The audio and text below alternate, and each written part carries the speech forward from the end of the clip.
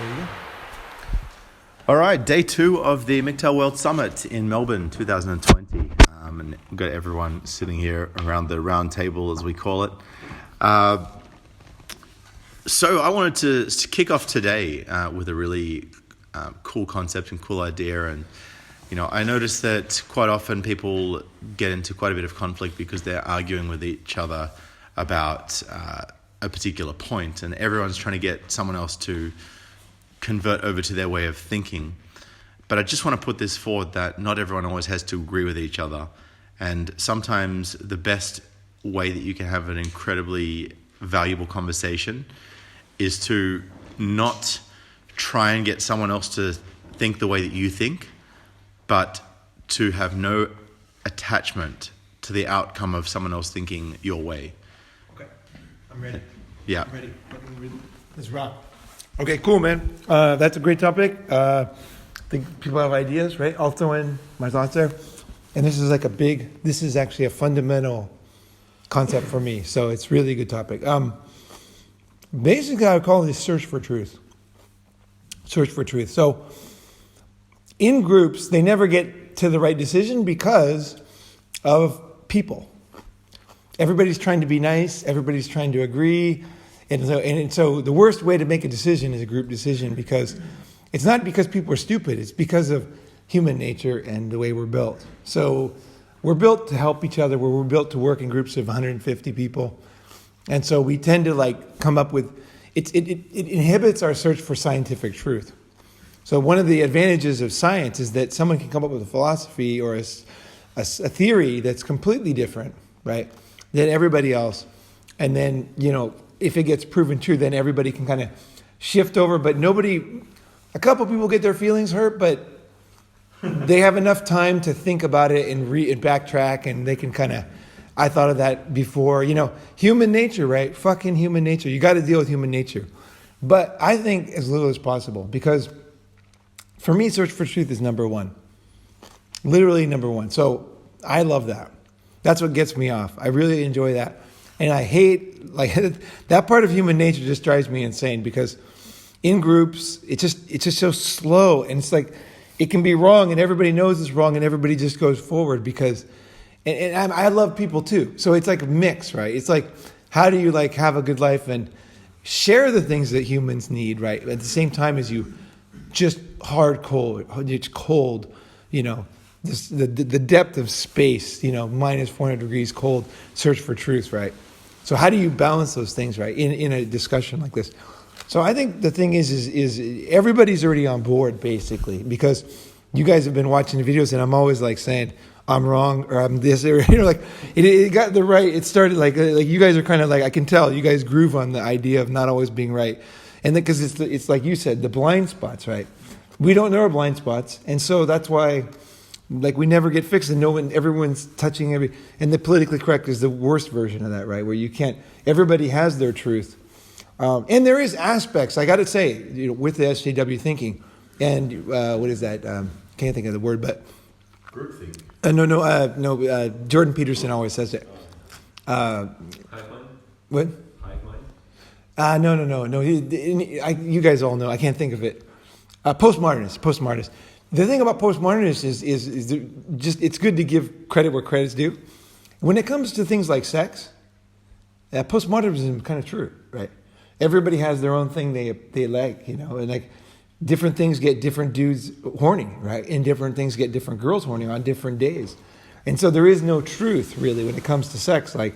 There is no this position is the best. If you do this, she will have this reaction. And you will have this reaction. But it's totally not true.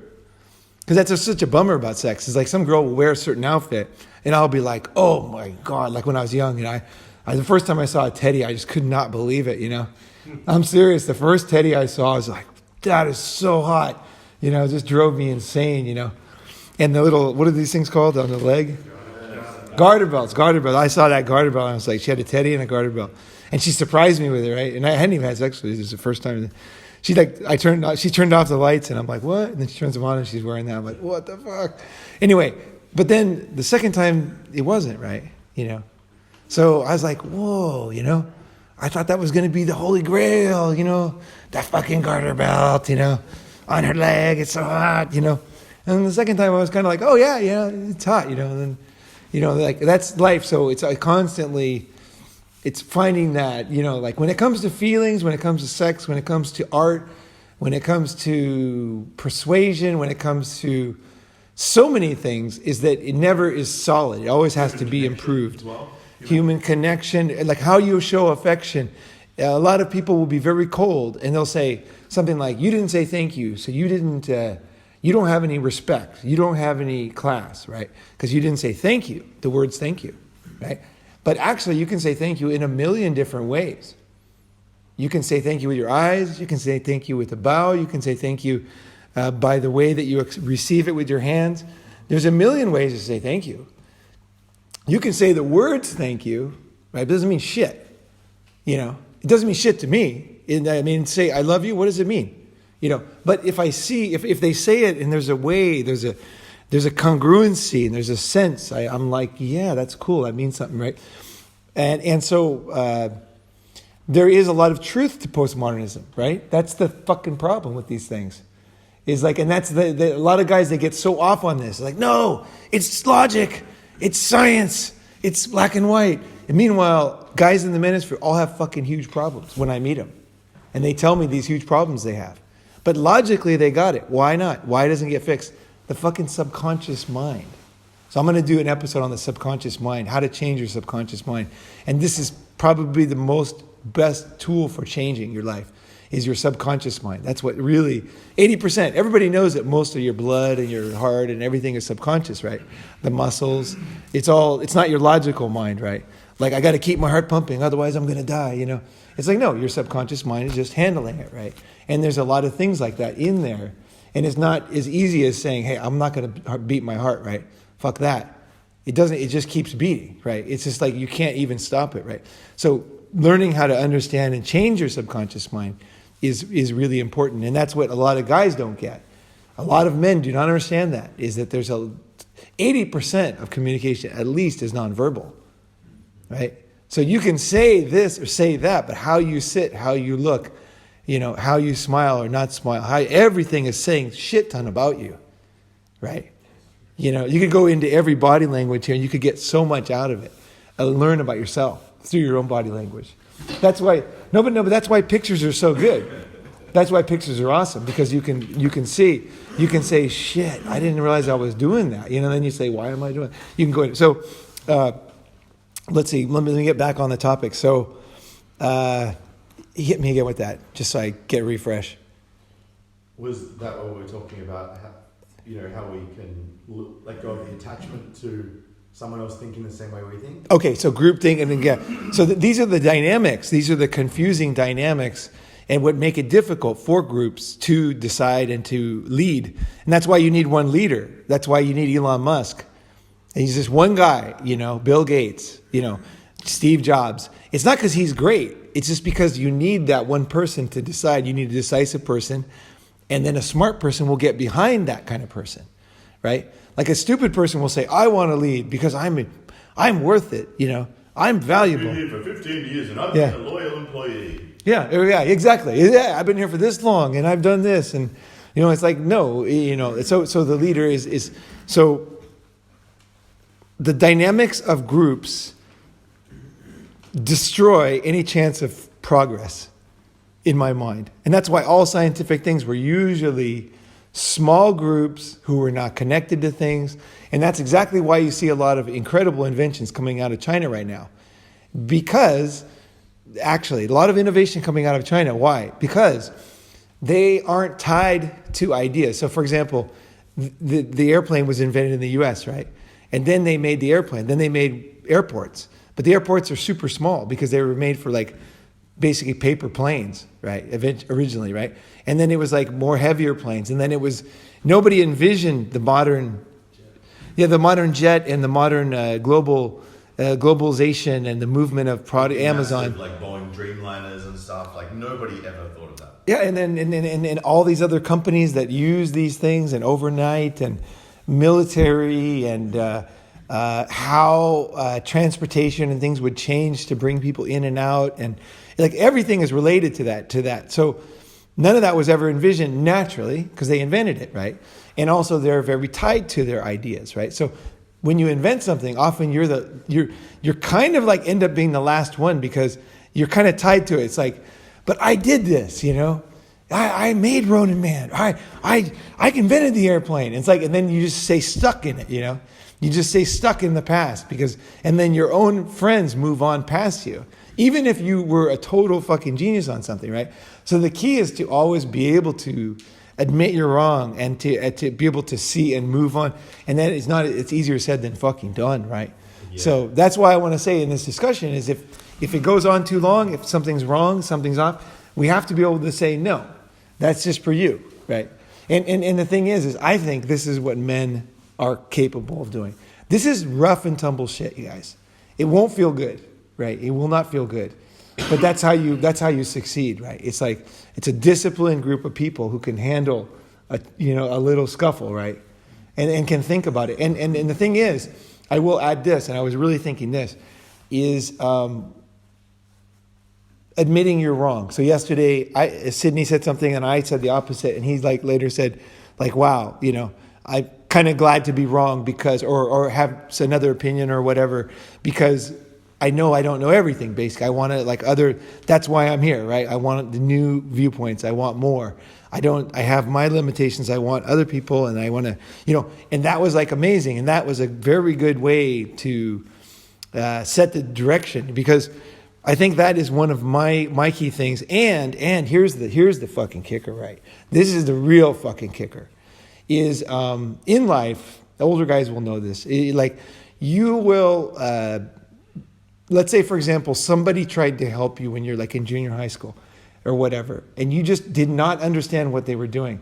And you actually fucked them over. You like did not go with them.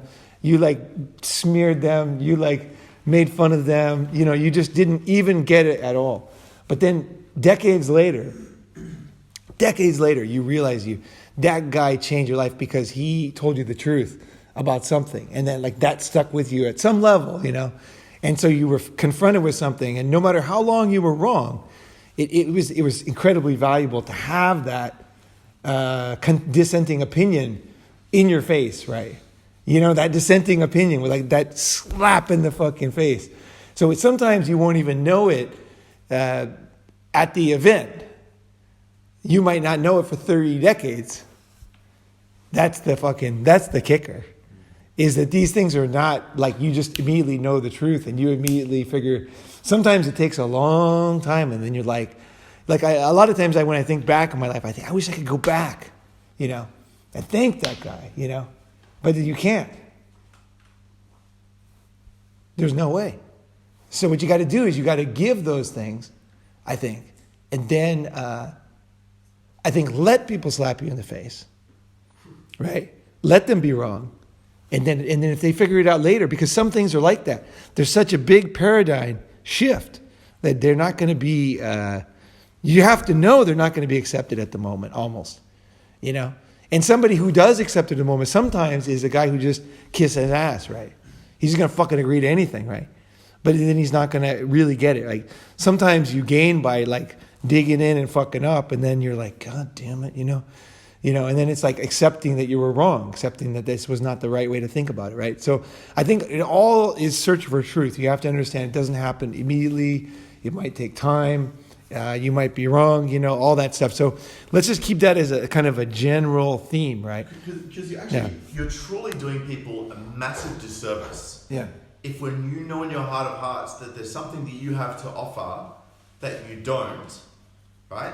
And you might be doing them a disservice, or yourself, or both of you, because there's three different types of dissenting ideas. There's ideas that are wrong, there's ideas that are right, and there are ideas that are complementary, and all three of them are really important. And yeah, then there's ideas that are future. Right. Like future will happen, right? So not now true, but later true. Because you can see the logical progression of what's going on. And it's complementary because that vision of the future complements the reality of the now, because that's the path to progression. right? There was a guy, I know this guy, Jeff Brown, this motherfucker, I tell you. I knew him back in the 90s, right? And he told me, he got me to use the internet because I hated computers, right? I didn't like computers. Because back when I was young, I was like, you programming, what was that? What was that license, that language they had? DOS. Yeah, we had to program DOS. Yeah. I just didn't, that did not jive with me, you know. But I had friends who really did, so it wasn't like I was totally against it. But yeah, and then this guy Jeff, he said when the internet first came out, he basically forced me to get a computer, right? You know, he's like, you got to get a computer. You're the kind of guy who will really like it. I'm like, I hate him, you know. He's like, no, don't worry, just get it. And I trusted him, right? You know, so I got it. I bought a computer. I bought a used computer, and I actually bought it from a gay guy, and it was full of gay porn, you know. It was a compact, like all in one, you know. And I was like, oh man, you know, like, what is this shit, you know? Yeah, but he did tell me it was something important. I spent the night. He's a good friend of mine now. Actually, he was a good friend of mine then. I knew him when he was straight, right? And then he came out of the closet, and so he had all this porn on there. And this is funny. This is what it was a combination of him and Jeff that got me to use the computer. So Jeff said, you need a computer, And then I went to stay at Mark's house one night, and out in Yamanashi, out of Tokyo. And he in the morning, I said, you look tired. He says, oh, I stayed up all night jerking off on the internet. And I was like, I didn't really know what the internet was yet, you know. As you do. Yeah, and I said, well, what do you mean you jerked off on the internet? What's that? And he goes, oh, well, you actually have another person on there somewhere, and then they're jerking off too, and then you can watch them. And I was like, wait, so there's like a real person out there that you're like talking to? And he's like, yeah. And I said, do you think girls would do that? And he's like, I think they would. And I was like, no way. That's interesting, you know? It's not really my thing, but I thought that's really interesting that somebody, because in real life, if you said that to somebody, they would never do it with you, right? You go to the coffee shop, say, would you like to take your clothes off and just finger yourself and I'll watch you and I'll jerk off? No girl would say that, right? Whereas like on the internet, it's different. They feel safe or whatever it is, like there's a different dynamic. So I was like, immediately I realized this is like something brand new. I'm like, wow, like that's interesting. So then I said, okay, I'll buy the computer. So I bought the computer, I started getting into it. But then Jeff said to me, we were sitting in his house and he seemed like such a dreamer. He goes, the Columbia Pictures and everything had just sold all their old like Audrey Hepburn movies to the Japanese, right? They just unloaded like this huge thing. And he goes, he says, the Americans are too smart. He was a Canadian guy. He goes, the Americans are too smart. He goes, they sold all the fucking movies because they know that there's going to be movies on the internet in the future for free. And we're talking way back here. This is like mid 90s. And there was no videos on the internet, not to mention movies. You know? This guy totally understood it. And he's like, there will be people sharing pictures on the internet. There will be movies you'll be able to download. So they know, he said the companies they know the future, there won't be any copyright. So everybody will just, and so they sold it to the Japanese who were like not so smart and with all the money. And then, and like, he told me like, there's going to be like, he basically described YouTube to me. He described all these things. Everything he said happened. Genius, this guy. So he knew a fair bit. He had two master's degrees. And he was teaching English in Japan. And he's still a friend of mine. He's just a very smart guy. Now he's made a bunch of money doing a very simple business back in Canada. But it was just like, that guy was so out there, it was hard to even, nobody listened to him like me. I would go to his house and just listen to him because even if it wasn't true, I'm like, this is like, he's got it so well thought out. He has this whole like image of a city in his mind. And it's like, I've never heard of it. I was reading it, like nobody, like, I'm telling you, like Jeff fucking Brown, that guy knew. Must have a lot of intuition. Yeah, he could see it all. Like, I swear to God, he should be a trillionaire, that guy. But it was like, sometimes truth is difficult to grasp because it's like some crazy guy kind of, you know. This guy did not even like wash his clothes. Like he would, I really pissed him off one day because I was kind of his mentor, you know. And he would always be so sloppy, right? So one day, what's that? It was all in his head, was he? Yeah. And so we went to the Shinjuku, and there was all these homeless guys in this tunnel. And I said, Jeff, you see all those homeless guys? He's like, oh yeah, these poor guys. I said, Jeff, they're all dressed better than you. And he got kind of pissed off at this one. But he looked at his clothes and he looked at theirs and he's like, fuck.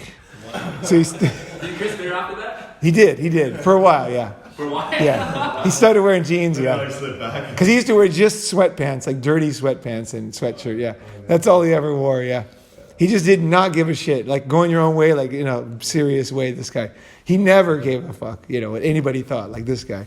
But it was interesting. So searching for truth is difficult. So I don't want to like underplay it. Right? It is difficult. It's not just about like what we're talking about. It's like future and weird people and all that. So. Is anybody else have? I might have even gone a little bit off target, but let's hit it. Just pop it in there. So, this is chime time, by the way.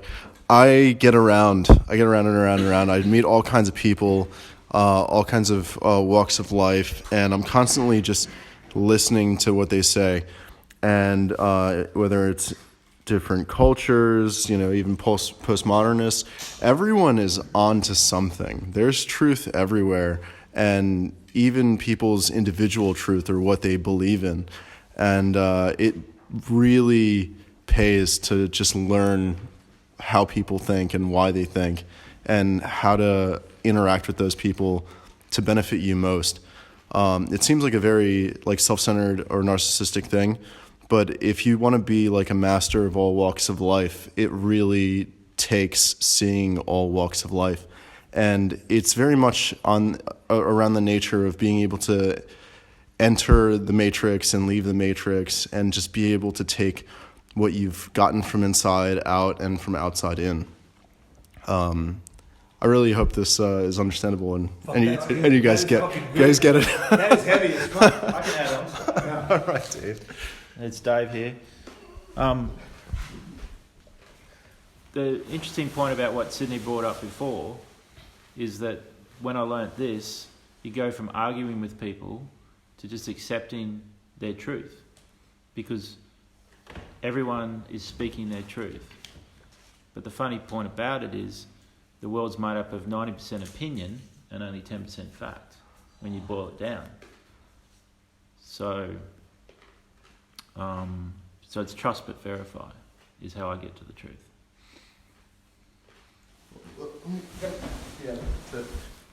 So sometimes I find that reality doesn't even matter. It's just making the best of the situation of who you're surrounded with until you can find a better location. And this is something I learned actually, or I coined recently, is that if you make the best of every moment, you're constantly living in the best moment. And that's like a chime time saying. That's mine. That's good. I'll do real quick one sentence. So basically, what you're saying is, I think. Let me see if I can get in there. The truth is that let's say you're on a shitty soccer team, right?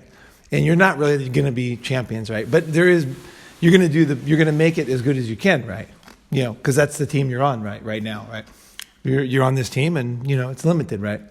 And a lot of life is like that. But the other level, or the deeper level, would be that humans need other humans. And I think a lot of guys don't understand this, is that we need people. It's very, very, very, very, very fucking important. That's why people commit suicide for things like this, is they underestimate their need for people.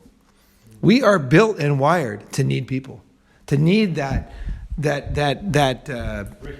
interaction, that other person, right? It's part of our very, very nature, right? So I made a video, and only Gabe heard it because I took it down, but it was Men and Emotions, and it was really describing it, because it's not about emotions like, oh, I feel this way, I feel we should have, socialism or something. No, it's like the real breakdown. When you really break down emotions, you'll understand. Like, you'll be like, whoa, that's men. Like, that's fucking, woo, yeah, okay, I need that. I understand that, So it's like, whenever you do anything,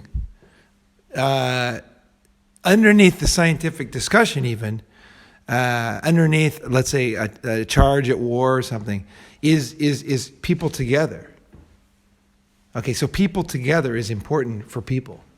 We don't do well on our own. We need that. Children will pretty much die without any interaction. And it was proven like this is a little bit controversial, the study, because children dying is never going to be a topic that anybody wants to test. But in Russia there was I think it was Russia. Was it somewhere in Eastern Europe? Yeah, they had Romania. That was what it was. It was an orphanage in Romania, and then the children did not get any love, and then they apparently died. Now, whether they actually died or not, I don't know. I hope not. But it definitely fucked them up. And so the interaction of humans, and again, it's not voice, it's everything else. It's eyes, the movements, tone of voice. There's a million ways to say the same word, right? Like you can feel sometimes what people are feeling. Like when guys say something, it's like other smart guys will know what they're really saying, right? So I would say that underneath everything, so even if you're on a shitty soccer team, you might think this has no meaning, we're not going to win, but you're getting something valuable, and that's what makes, like, that's why this is different than the internet. What we're doing right now, like somebody might think, oh, I listened to the recording, I'm good, and that's true. They got a lot out of it, I'm sure, but it's different than being here. It is very different, So it's it's all that interaction, that necessary human stuff. So at the same time as we want science, we want that, we have to understand what we need, right, to keep ourselves healthy and normal and happy. And every scientist, even the most hardcore scientist, he needs to fucking what was it? One guy said, he said, like, what makes me? Who was the guy? Fuck, he was a really smart guy. And they said, what makes you feel the safest? He goes, just feeling my wife's bum at night. So it's simple. We're simple, right? We're simple creatures is what it is. So you have to know at the same time as we're searching for truth and all that, is that at the bottom is like underneath everything is things that keep us alive and keep us healthy, right? So that's what people misunderstand when they're searching for truth. It's like, I don't need anything. I just need the truth. And I am like that. I search for truth. But I also understand I'm floating in an ocean of humanity. Like it's necessary for me. It's like water. I'm in a lake. I need to drink it. I'm part of that. That is number one, really. It's that other people. Otherwise, we would all just go live on mountains. Why don't we do that? Everybody threatens to do it. Somebody gets elected, I'm going to move out, I'm going to go here. They can't leave their social network, right? They can't leave it. It's just like this net that they can't get out of, right? That's part of traveling, is that you learn how to find new nets and have more flexibility and recreate yourself and all that. But you still need them, you still need them. And I think that's why 12-step groups work. Not because this is going to be controversial, but not because the exact rules or this or that, or I'm not going to go into specifics, but a lot of it's just other people that are there, you can talk to. Hey, I'm worried about this. I'm scared about that, and like that kind of stuff, right? This is, unfortunately, until we become robots and AI, this is fucking the deal we got. And if you ignore this, it's at your own peril, man. It's at your own peril. And you will pay the price. You will. Because it will affect the chemicals that are released in your own blood, which affects your cancer, affects your lifespan, affects all that shit. So let's... Yeah, so just to agree with exactly what you're saying, you don't want to go against nature. Evolution is driven by symbiosis and the relationship with, like multiple organisms, plants, animals. They're never isolated. And if you want to evolve, you really want to interact with those around you. And if you're not evolving, including women. And if you're not evolving, you're doing the opposite, which is like devolving.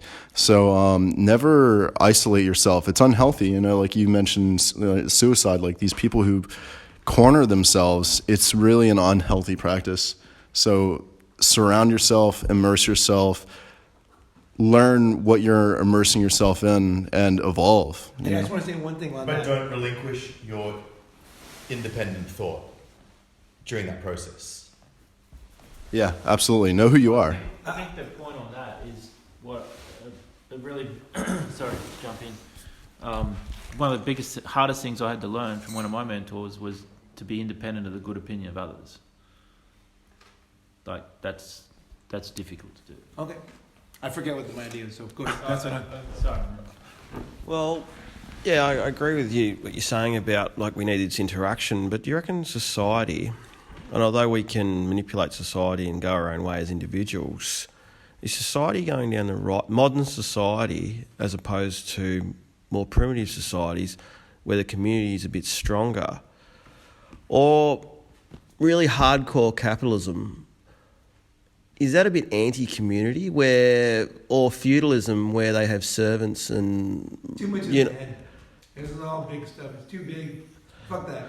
Yeah, but you get what I mean, though, don't you? I understand, but it's like we're not in charge of the world. It's a lot of MGTOWs go down this way. It's like kind of like, well, and I'll tell you something. A lot of these guys are really full of shit too, because they'll say, "What if people don't have babies? If they don't have babies, then there'll be no future." Well, like a family is a what's that? family in the modern day world. Make sure it's still working here. Yeah, it's working. Yeah, like a family. Oh, okay. Like one more question on that. That's where family comes in. I think the modern nuclear family. I can see why guys want it though. Like as you say, it can be healing wounds from the past, but the modern family allows you to some sort of instant. Like you've always can go home to your wife and kids at the end of the day. You've got some people there to recognise you. I don't have that. Yeah, I know. Well, you but not everyone has the skills that you do. Like a lot of guys that are just working in the same spot or doing day-to-day stuff like the feeling of coming back to that family, especially when they get older and they don't have them. If you don't, you don't need it. Yeah, okay, but isn't it natural to want that though? Like you just said yourself, humans need connection. We need this type of connection. It's natural to want to be recognised for who we are as individuals. It's shifting on topics. Yeah. Okay. All right. Yeah. I thought. Yeah, it might be relevant. Let's go. The first thing is that a lot of guys will say, and this can poison your mind. So that's why I say it's important. Guys will say online like, let's say if I post something about, I posted one about, basically it's okay to bone chicks or whatever, and not marry them and all that. And then guys will say, what about humanity? What about the future? Yeah. What about population growth? Yeah, the problem with that is it's so skin deep. It's so fake. Okay, because ask these guys, when's the last time you cared about humanity? Like, when did you go out and really care about humanity? Like, what have you done this week, right, for humanity? Like, really? Show me some facts. What have you really done? You're breaking your back for humanity. No. The truth is they want a fucking wife, man. And they're complaining that women aren't giving it to them. They're resentful, and they're very selfish, actually. The only thing they're thinking about is getting their own pussy in their house.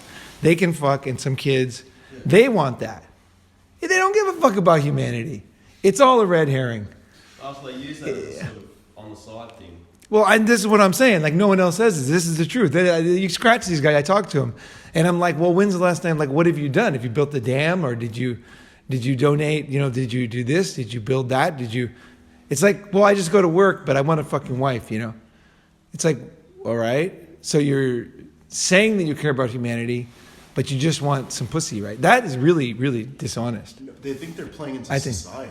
They think that society is constructed on the premise that its function is best for humanity.